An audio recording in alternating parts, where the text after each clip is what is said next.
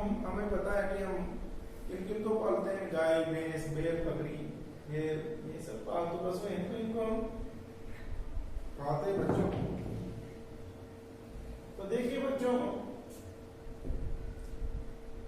19वीं पशु जनगणना हुई 2012 के अनुसार भारत में 51.21 करोड़ पालतू पशु हैं, जो विश्व के कुल पशुधन का 20% है। तो अब हम देखेंगे कि 19वीं पशु जनगणना हुई 2012 में, उसमें भारत में 51.21 करोड़ पालतू पशु, 51 करोड़ 21 लाख पालतू पशु हैं, जो विश्व के कुल पशुधन का 20% है। भारत में पाए जाने वाले प्रमुख पालतू पशु निम्न हैं, जो देखिए कौन कौन से हैं। गाय बैल, यह गाय बैल। तो देखिए भारत में विश्व में गाय बैल पालन में ब्राजील के बाद दूसरे स्थान पर है। अगर बात करें तो हम गाय बैल और पालन में ब्राजील, जो अफ्रीका महाद्वीप का देश है ब्राजील, तो उसके बाद में हम दूसरे स्थान पर हैं। और पशु पालन में भी हम, पशुओं की संख्या में भी हम दूसरे स्थान पर ही हैं। पहला कौन सा है? ब्राजील है। ब्राजील में देखिए वहां पर अमेज़न का जो है वो पूरा घास के मैदान बड़े बड़े, तो वहाँ वो लोगों का एक पशुपालन एक बहुत बड़ा माध्यम है उन लोगों के लिए आजीविका का, तो इस वजह से वो लोग पशुपालन करते हैं। अब देखिए बच्चों, भारतीय नस्ल की गायों का दूध सर्वश्रेष्ठ है। वह जो भारतीय नस्ल की जो गाय हैं उनका दूध सर्वश्रेष्ठ है, और इसके बारे में वैज्ञानिक अनुसंधान भी हो गए हैं।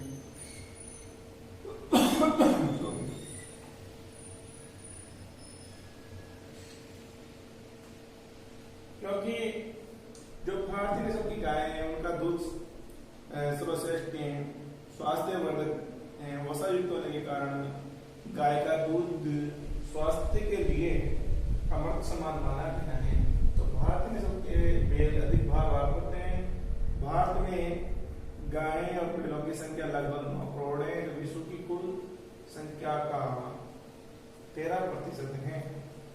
तो आप ध्यान रखना, ये है ब्राजील के बाद में दूसरे स्थान पर हम गाय बैल पालने में, और भारतीय गाय का जो दूध पौष्टिक युक्त है, वैज्ञानिक अनुसंधान भी हो चुके हैं। और गाय की थार पारगर, राठी, साहिवाल, ये नस्लें, राठी, देसी, जर्सी, ये नस्लें होती हैं। अब दूसरा पालतू पशु है भैंस। अब देखिए भैंस है ना, भैंस अधिक दूध देती है बच्चों, और इसका दूध भी वसा युक्त होता है और गाढ़ा होता है, और गाढ़ा होने की वजह से सबसे ज्यादा भारत में पाली जाती है। तो भैंस पालन में भारत विश्व में प्रथम स्थान है। भैंस पालन में भारत में विश्व में प्रथम स्थान है। तो ये बात है। और भारत में लगभग 11 करोड़ भैंसें पाली जाती है। कितनी पाली जाती है? 11 करोड़ भैंसें पाली जाती है, और जो विश्व की 56% है। विश्व की कितनी परसेंट? 56% है। भारत में उत्तर प्रदेश सब में आगे, आपको पता है उत्तर प्रदेश कार्ड में भी आगे है। सब सारे बहुत सारे कार्ड वही होते, जितने भी डकैती टी-शर्ट जितने भी बैठते हैं उत्तर प्रदेश बहुत सारी जनसंख्या है। कहाँ तक पुलिस कंट्रोल करे? तो देखिए 11 करोड़ भैंसें पाली जाती है, जो विश्व की 56% है। भारत में उत्तर प्रदेश, आंध्र प्रदेश, महाराष्ट्र प्रमुख भैंस पालक राज्य हैं। तो ये है उत्तर प्रदेश, आंध्र प्रदेश और महाराष्ट्र प्रमुख भैंस पालक राज्य हैं। इसके अलावा पंजाब, हरियाणा, राजस्थान में भी भैंस पालन किया जाता है। और भैंस की जो है वो नस्लें मुर्रा है, जाफराबादी है, बदाऊरी है, सूरती है, इधर नीली है, महसाना है, ये भैंस की नस्ल है। तो मुर्रा और जाफराबादी के भैंस की प्रमुख नस्लें अधिक मात्रा में दूध देने के लिए प्रसिद्ध हैं। अब ये बकरियां, एक गरीब की गाय है भाई, गरीब की गाय होती है बकरी। तो बकरी है ना, बाद में मांस के लिए पाली जाती हैं। किसके लिए पाली जाती हैं? दूध और मांस के लिए पाली जाती हैं। और वो सब इसका इसमें इसके रखरखाव में खर्चा भी कम आता है और इसकी मींगनिया से जो है वो खाद बनती है, अच्छी वाली उत्तम की प्राकृतिक खाद होती है। अब देखिए बच्चों, भारत में 13.5 करोड़ विश्व की लगभग 15%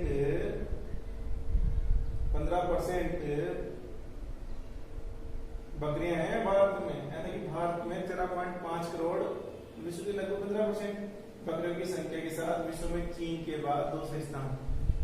तो बकरियों में चीन के बाद में भारत कौन सा स्थान है? दूसरा स्थान है। तो अब आगे देखते हैं, राजस्थान, उत्तर प्रदेश, पंजाब, गुजरात प्रमुख बकरी पालक राज्य हैं। ये राजस्थान है, उत्तर प्रदेश है, पंजाब है, गुजरात है।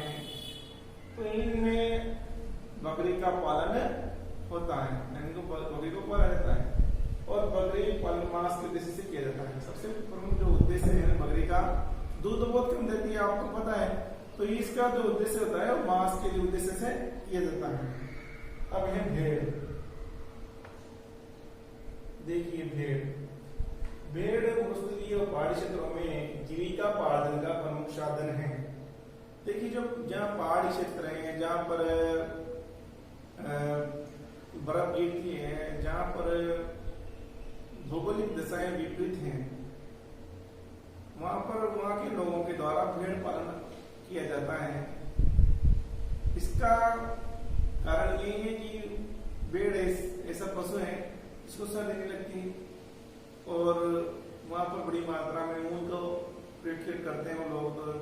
भेड़ के बालों से ऊन भी बनती है।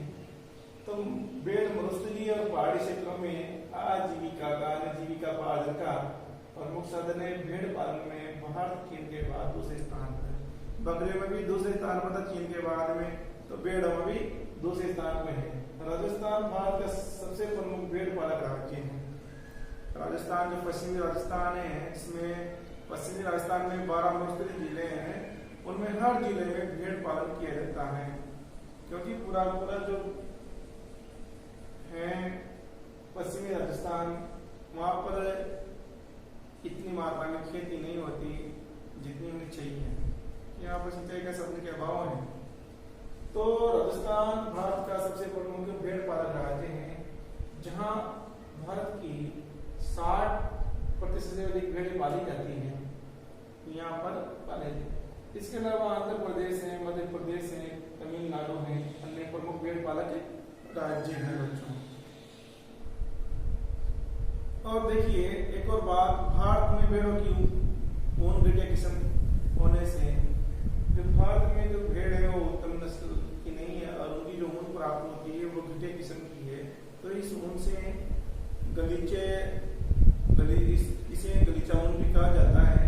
और उत्तम किस्म की ऊन भारत में ईरान, अफगानिस्तान, मध्य एशिया, नेपाल और ऑस्ट्रेलिया से आयात की जाती है। यानी कि जो भेड़ है वो उत्तम किस्म की नहीं है, अच्छी किस्म की नहीं है। जो उनकी ऊन है क्या है, ऑस्ट्रेलिया में मेरिनो नस्ल की भेड़ है तो वो अच्छी नस्ल की ऊन मिलती है, जिससे कि वो अच्छे, यहाँ तो गलीचा ऊन कहते हैं उसको, इनसे ऊन। अब है ऊंट बच्चों, ऊंट रेगिस्तान का अति महत्वपूर्ण उपयोगी पशु है।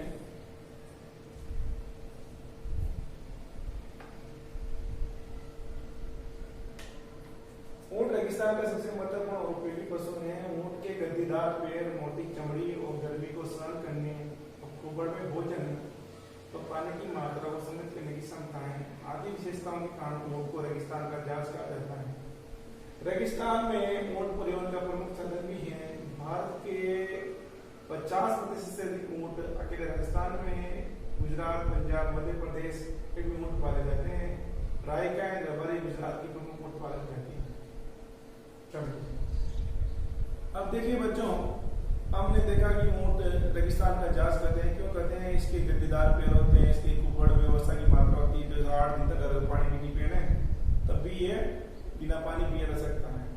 दूसरी बात, ये पेड़ों की पत्तियां झाड़े खाकर अपना पेट भर सकता है, और ये मलमूत्र को गाढ़ा और चमड़ी मोटी होने के कारण इसके पसीना कमाने के कारण ऊँट को पानी की आवश्यकता नहीं पड़ती, और ये अपनी कुबड़ से एक वसा से ये कई दिनों तक पानी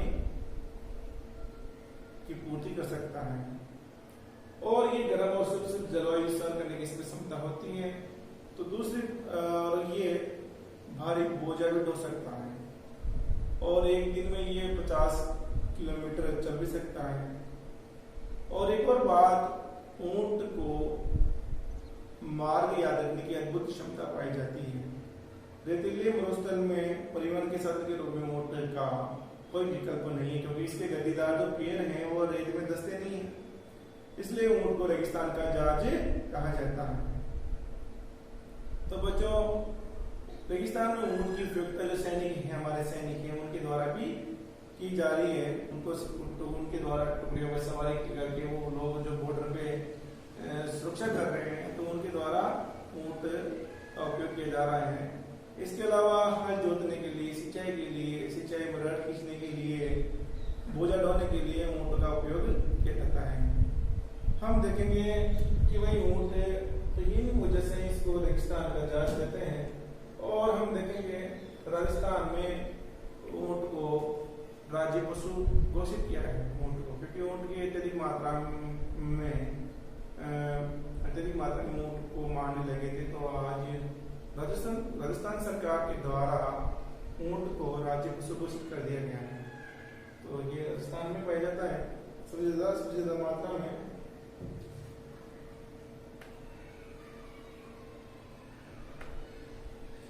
अब देखते हैं भाई भारत में पशुधन की कमजोर स्थिति के कारण क्या कारण है कि भारत में कमजोर। तो भारत में विश्व का 20% पशु पाले जाते हैं, और विश्व में दूध उत्पादन का भारत प्रथम स्थान है। तो क्या कारण है कि भाई भारत में पशुधन की कमजोर स्थिति के कारण भी तो होंगे ना। तो सबसे पहला कारण है बच्चों पौष्टिक आहार और हरे चारे की कमी। जो पहला कारण है बच्चों वह है पौष्टिक आहार और हरे चारे की कमी। तो अच्छी नस्ल के पशुओं का अभाव है, पशुओं में विभिन्न बीमारियां ग्रसित होना है, पशुपालकों की अज्ञानता और लापरवाही है। तो ये 4 कारण है भारत में पशुधन की कमजोरी स्थिति के कारण। तो पौष्टिक आहार और हरे चारे की कमी का है कि हमारे जो भारत में एक तो कमजोर पशु हैं, अच्छी नस्ल के पशु नहीं है, और उनको हरे चारे के पौष्टिक आहार की कमी होने की वजह से वो कमजोर है, दूध भी कम देते हैं। तो ये कारण है। दूसरा अच्छी नस्ल के पशुओं का अभाव है।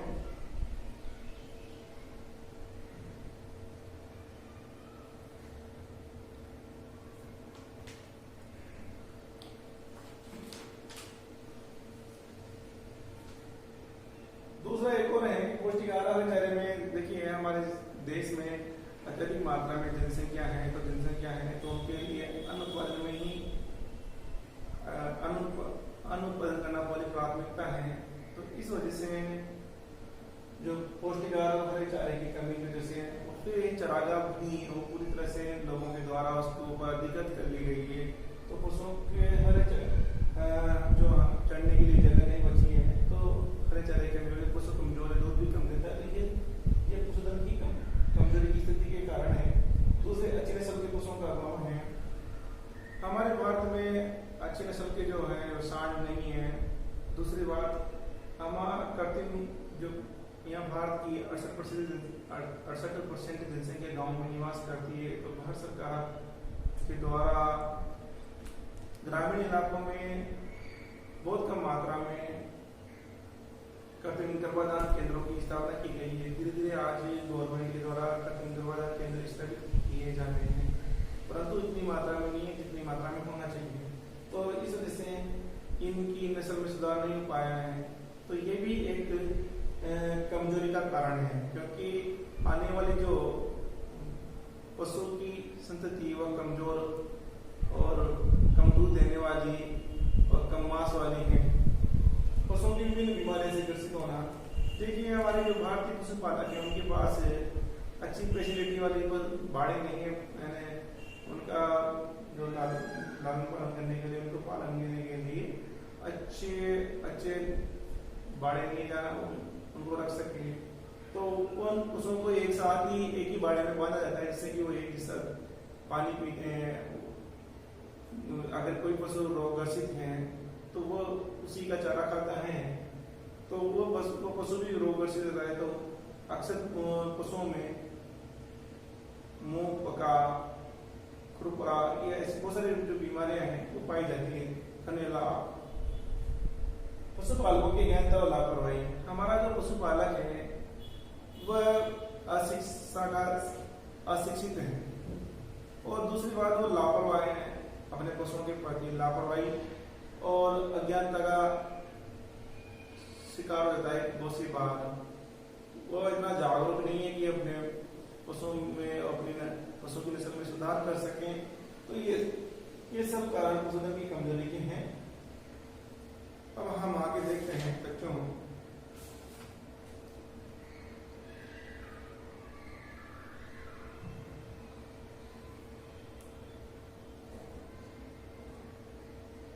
अब भारत में पशु संसाधन के विकास के उपाय, ये उपाय है बच्चों, देखिए उपाय।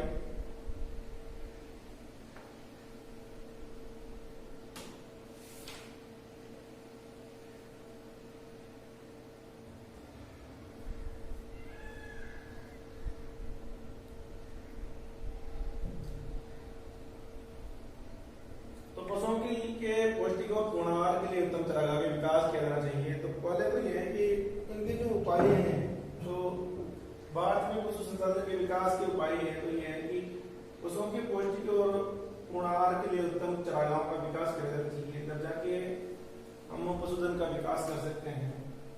जो सरकार के द्वारा केंद्रों पर पौष्टिक और पूर्ण आहार देना चाहिए, तो उत्तम चारागाहों जो अधिकृत भूमि है उनको मुक्त कराना चाहिए, जिससे कि पशु चर सके। तो इन चारागाहों के विकास से पशु का संसाधन का हम विकास कर सकते हैं। पशुओं की नस्ल सुधार तो गांव में कृत्रिम गर्भाधान केंद्र खोलना चाहिए।